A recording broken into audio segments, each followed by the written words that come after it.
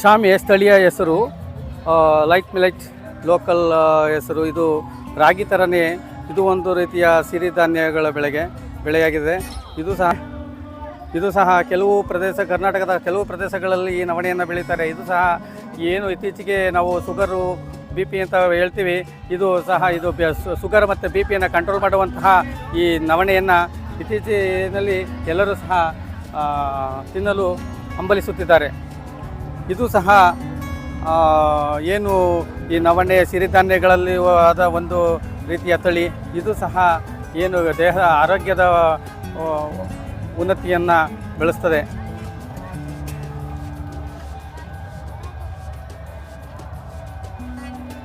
ಸಿರಿಧಾನ್ಯ ಇದು ಕರ್ನಾಟಕ ರಾಜ್ಯಾದ್ಯಂತ ಬೆಳೆಯುವಂತಹ ತಳಿ. ಇದು ಉತ್ಕೃಷ್ಟವಾಗಿ ಬೆಳೆಯುತ್ತದೆ.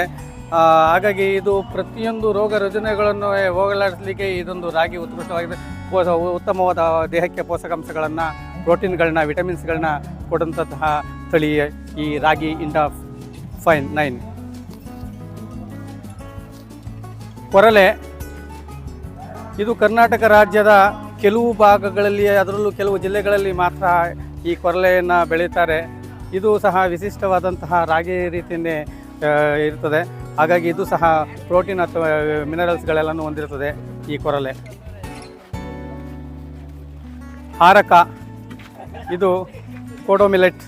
ಇದು ಕರ್ನಾಟಕ ರಾಜ್ಯದ ಕೆಲವು ಜಿಲ್ಲೆಗಳಲ್ಲಿ ಮಾತ್ರ ಇದನ್ನು ಹಾರಕವನ್ನು ಕಾಣ್ತೇವೆ. ಇದು ಸಹ ದೇಹ ತಂಪಾಗಲು ಈ ಹಾರಕ ತಳಿಯನ್ನು ಅಥವಾ ಏನು ಹಾರಕ ಏನಿದೆ ಸಿರಿಧಾನ್ಯದಲ್ಲಿ ಒಂದಾದಂತಹ ಪ್ರೋಟೀನ್ ಅಂಶವನ್ನು ಯಥೇಚ್ಛವಾಗಿ ನಾವು ಇದರಲ್ಲಿ ಇದು ಕರ್ನಾಟಕದ ಕೆಲವು